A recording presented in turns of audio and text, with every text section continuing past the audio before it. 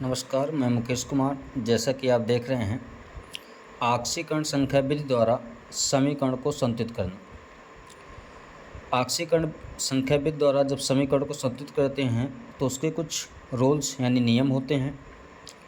जैसा कि आप समीकरण को देख रहे हैं, नियम भी यदि आपने नहीं पढ़ा है तो एक दो समीकरण को संतुलित करेंगे तो आपको नियम और विधियों का पता चलता जाएगा। जैसा कि आप देख रहे हैं, समीकरण लिखा हुआ, जैसे कि आप देख रहे हैं समीकरण लिखा हुआ है और इसी समीकरण को हम क्या करना है, संतुलित करना है। तो पहले नियम के अनुसार ये है कि सभी यानी कि तत्वों या यौगिकों के ऊपर इनके यानी कि आक्सीकरण संख्या को लिख देते हैं, यानी कि प्रदर्शित कर देते हैं। तो यदि कोई सिंगल रूप में लिखा है अणु या परमाणु के रूप में लिखा है तो उनकी आक्सीकरण संख्या हमेशा क्या होगी, 0 होगी। जैसा कि इसमें HNO3 में देख रहे हैं, ऑक्सीजन की होती है -2, तो 3 दूनी 6 और इसकी होती है +1। 3 दूनी 6, 6 में चले जाएंगे, कितना बचेगा, तो नाइट्रोजन की यहाँ पर हो जाएगी +5। जैसा कि आप इसमें देख रहे हैं -2, 2 दूना 4, 2 दूना 4 हो गए, तो इसकी कितनी हो जाएगी, +4। कितनी हो जाएगी भैया, +4 हो जाएगी। और आगे देख लीजिए HiO3 -2, 3 दूनी 6 और इसकी होती है +1, तो 3 दूनी 6, 6 में चले जाएंगे, यहाँ पर कितना आ जाएगा, +5। ये भी संतुलित हो गया। और सेकंड पोजीशन पर यानी सेकंड रूल पर आपको ये करना है कि इस समीकरण को अर्धक्रिया के रूप में लिख लेना है। जैसे कि देख रहे हैं आप, I2 से हमने तुलना करा दिया HiO3 और यहाँ पर लिख दीजिए HNO3 से आप यहाँ पर लिख दीजिए NO2। I2 से HiO3, जैसे कि HNO3 NO2, यहाँ पर I2 की ऑक्सीकरण संख्या कितनी थी, 0। HiO3 में यहाँ पर I की कितनी थी भैया, यहाँ पर थी +5। तो यहाँ पर सेकंड रूल हो गया। और थर्ड रूल में आपको देखना है कि क्या परिवर्तन हो रहा है। तो यहाँ पर देखिए क्या क्या परिवर्तन हो रहा है। तो परिवर्तन हो रहा है, परिवर्तन यानी ऑक्सीकरण संख्या में परिवर्तन। 0 से यहाँ पर +5 हुआ है, तो यहाँ पर कितने का परिवर्तन हुआ है, 5 का, यानी 5 का परिवर्तन हुआ है। बट ये भी देखना है कि कितने अणुओं के रूप में है। यहाँ पर I 1 है, यहाँ पर कितना है, 2 है, तो 2 अणुओं के रूप में, तो 2 का गुणा करा दीजिए, तो 5 दूनी 10 हो गया। देख रहे हैं आप, यहाँ पर देख लीजिए नाइट्रोजन कितना है, +5 है। नाइट्रोजन प्लस का क्या है, 5 है। और यहाँ पर नाइट्रोजन प्लस का कितना है, 4। कितने का परिवर्तन हुआ है, परिवर्तन लिख दीजिए, तो परिवर्तन हुआ है 1 का। कितने का परिवर्तन हुआ, 1 का। यहाँ पर भी एक नाइट्रोजन का अणु है और यहाँ पर भी एक नाइट्रोजन का अणु है, तो बराबर यहाँ पर लिख दीजिए 1। अब आपने कक्षा 10 में पढ़ा होगा विलोपन विधि। 10 का गुणा इस समीकरण में करा दीजिए, 1 का गुणा आप इसमें करा दीजिए। सेम प्रोसेस उसी तरह करते चले जाना है, तो करा दीजिए, इसमें कोई प्रॉब्लम नहीं है। तो जैसे 1 का गुणा कराएंगे तो यहाँ पर हो जाएगा I2 हो गया, प्लस दोनों समीकरण को क्या कर देना है, जोड़े देना है। ध्यान दीजिएगा, I2 और यहाँ पर हो जाएगा 10 का गुणा कराएंगे तो 10 HNO3। ठीक है, यहाँ पर कुछ जगह रखिए, शायद कुछ जोड़ना पड़े। अब यहाँ पर देखिए दाएं पक्ष में देखिए तो यहाँ पर लिखा है HiO3 प्लस लगा दीजिए NO2। तो ये NO2 में क्या का गुणा करना है आपको, 10 का, 10 NO2। अब आपको ये देखना है कि दोनों जगह बराबर हैं या नहीं। यहाँ पर I2 कितना है, 2 है, और यहाँ पर I की मात्रा कितना है, 1। तो यहाँ पर कै का गुणा करा दीजिए भैया, 2 का। कै गुणा करा दीजिए, 2 का। अब देख लीजिए यहाँ पर I बराबर हो गया। उसके बाद आप देख लीजिए नाइट्रोजन कितने हैं, यहाँ पर 10 हैं, और यहाँ पर भी नाइट्रोजन कितने हैं, 10 हैं।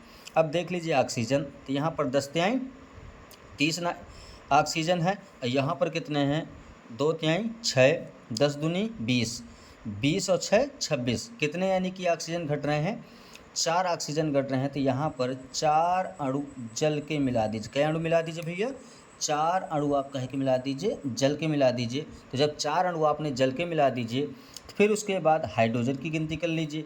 तो 10 हाइड्रोजन है, यहाँ पर कितने हैं, 2 हाइड्रोजन ये हैं, और 4 दूनी 8 हाइड्रोजन है, तो 8 2 10। यानी कि हमारा समीकरण पूर्ण रूप से संतुलित हो गया है। क्या हो गया, पूर्ण रूप से संतुलित हो गया है। जैसा कि आप दूसरा समीकरण भी एक देख सकते हैं, और दूसरा समीकरण जैसे कि मैं यहाँ पर लिख रहा हूँ, दूसरा समीकरण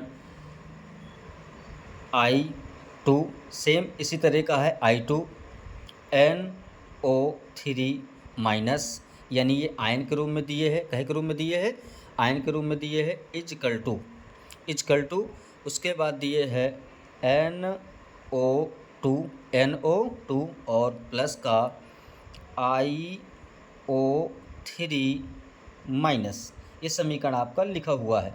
इस समीकरण को हमें क्या करना है, संतुलित करना है। देखते जाएंगे संतुलित कैसे करते हैं। उसी प्रोसेस से सबसे पहले इनके ऊपर इनकी ऑक्सीकरण संख्या लिख देते हैं। इसकी क्या हो गई, 0 हो गई।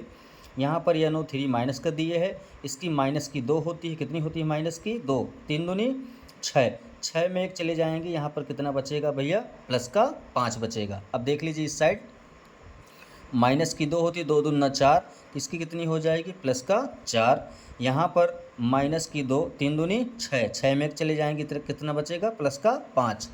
अब इस समीकरण को हमें अर्ध अवक्रिया के रूप में लिख देना। किस रूप में लिखना है, अर्ध अवक्रिया के रूप में। तो ये हो गया I2 और तुलना कर दीजिए तो IO3 सेकंड को लिख लीजिए NO3 माइनस, सेम प्रोसेस करना है, यहाँ पर लिख लीजिए NO2। देखिएगा यहाँ पर देख लीजिए आई की कितनी थी, 0 थी, और यहाँ पर आई की कितनी आई थी, प्लस का 5 आई थी। तो 0 से प्लस 5 हुआ है, तो कितने का परिवर्तन हुआ है भैया, क्या का परिवर्तन हुआ है, 5 का।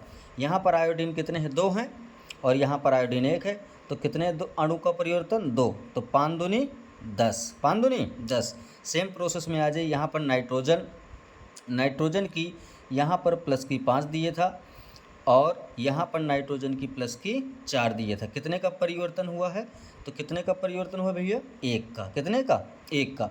यहाँ भी नाइट्रोजन 1 है, यहाँ भी नाइट्रोजन 1 है, तो 1 गुणे 1 भी कर सकते हैं आप। 1 गुणे 1 कितना हो गया, 1। आपने विलोपन विधि का प्रयोग करके इस समीकरण में गुणा करा देना है और दोनों को जोड़ देना है। 1 का गुणा कराएंगे तो कितना हो जाएगा, I2 प्लस का 10 का गुणा कराएंगे तो ये हो जाएगा 10 NO3 माइनस इजकल टू, दाएं पक्ष में आ जाइए, 1 का गुणा कराएंगे तो ये हो जाएगा IO3 प्लस 10 का गुणा करा दीजिए तो 10 NO2। अब यहाँ पर थोड़ा सा देखिएगा, आयोडीन यहाँ पर 2 हैं, यहाँ पर आयोडीन कितना है, 1 है, तो यहाँ पर कै का गुणा करा दीजिए, 2 का। क्लियर भैया।